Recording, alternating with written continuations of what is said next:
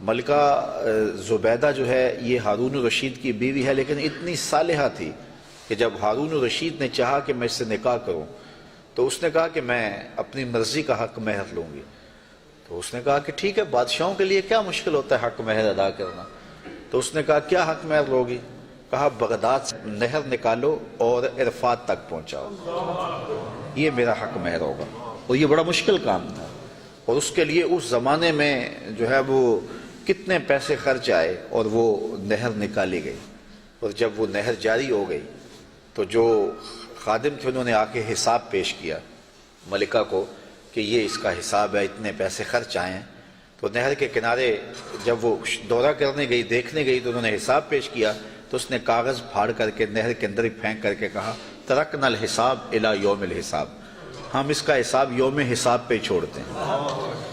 تو وہ نہر پھر جب تک یہ جدید ذرائع نہیں آئے تھے تو حاجیوں کے لیے سیرابی کا باعث بنتی رہی، اور نہر زبیدہ کے آج بھی اثرات جو ہے وہ میدان عرفات کے اندر دیکھے جا سکتے ہیں۔ تو یہ بغداد سے چلتی تھی نہر اور مکہ المکرمہ تک پہنچتی تھی، اور یہ حق مہر تھا زبیدہ خاتون کا۔ اور یہ زبیدہ خاتون جو انتہائی نیک اور صالحہ خاتون تھی، یہ حضرت بہلول دانا کو ڈھونڈتی رہتی کہ ان سے کوئی دعا مل جائے، کیونکہ یہ مجاذیب میں سے تھے۔ مجذوب وہ ہوتا ہے کہ تجلیات کے وفود سے جس کا شیشہ عقل ٹوٹ جائے اور وہ جو کہہ دے اللہ وہ کر دے۔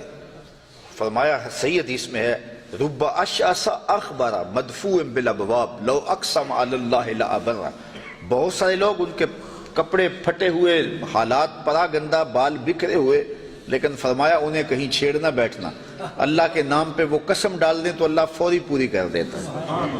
تو یہ اسی قبیلے کا فرد تھا بہلول دانا۔ ایک دن زبیدہ گزر رہی ہے دجلہ کے کنارے پہ، تو بہلول مٹی کے گروندے اپنے ہاتھوں اپنے پاؤں پہ بناتا ہے اور گرا دیتا ہے۔ یہ کبھی آپ نے بچپن میں منظر دیکھا، وہ گلی میں ریت پھینک جائے تو بچے جو ہے وہ پاؤں کے اوپر گروندے بنا دیتے ہیں اور پھر ان کو ہولے سے پاؤں نکال لیتے ہیں، پھر جب کھیل ختم ہو تو گرا دیتے ہیں۔ یہی شغل بہلول کر رہا ہے دجلہ کے کنارے۔ تو ملکہ زبیدہ گزری، پوچھا بہلول کیا کر رہے ہو؟ کہا جنت کے مکان بنا رہا ہوں۔ کہا بیچتے ہو؟ ہاں بیچنے کے لیے بنا رہا ہوں۔ کتنے کا؟ کہا کہ 10 روپے کا، فرض کرو 10 روپے کا ایک مکان بیچ رہا ہوں۔ 10 روپے کیا ہوتے ہیں؟ اس نے 10 درہم نکالے، بہلول کو دیے، بہلول نے پیسے دیکھے اور دجلہ میں پھینک دیے، اور ایک کے گرد دائرہ کھینچ کے کہا یہ تمہارا ہوا۔ پیچھے سے بادشاہ گزرا تو اس نے بہلول کو دیکھا ایسی شغل میں لگا ہوا ہے، پوچھا کیا کر رہے ہو؟ کہا جنت کے مال بنا رہا ہوں۔ تو کہا بیچتے ہو؟ کہا ہاں بیچتا ہوں۔ کتنے کا؟ 10 روپے کا۔ بادشاہ مسکرا کے گزر گیا، دیوانہ ہے، موج میں لگا ہوا ہے۔ اچھا خیر، جب رات پڑی بادشاہ سویا، کیا دیکھتا ہے جنت میں ایک خوبصورت محل ہے کہ اس نے کبھی ایسا محل دیکھا ہی نہیں تھا۔ شوق ہوا کہ اس کو اندر سے دیکھو، کیونکہ وہ بادشاہوں کی خواہش ہوتی ہے۔ تو جب آگے بڑھا تو لکھا تھا ملکہ زبیدہ، اشتیاق اور بڑھا۔ تو پھر آگے بڑھنے لگا، دربان نے روک دیا، کہا یہ میری بیوی کا ہے۔ کہا دنیا کے ضابطے اور ہیں، آخرت کے ضابطے اور ہیں، اجازت کے بغیر نہیں جا سکتے۔ اتنے میں آنکھ کھل گئی، بادشاہ بے چین ہو گیا کہ کون سا اس نے نیک عمل کیا ہے کہ جنت میں اس کے نام کا محل دیکھا ہے۔ تو اس نے ملکہ کو بیدار کیا اور کہا کہ کیا ماجرا ہے کہ میں نے یہ خواب دیکھا؟ اس نے کہا میں نے تو کوئی خاص عمل نہیں کیا، وہی معمول کی عبادتیں ہیں، وہی نیکیاں ہیں۔ ہاں یاد پڑا، آج میں گزر رہی تھی راستے میں دجلہ کے کنارے، بہلول بیٹھا تھا اور وہ محل تعمیر کر رہا تھا، وہ گروندے، اور کہہ رہا تھا یہ جنت کے محل ہیں۔ تو میں نے کہا کہ ٹھیک ہے، اپنی موج میں ہے، تو ایک میں نے اس سے خرید لیا تھا۔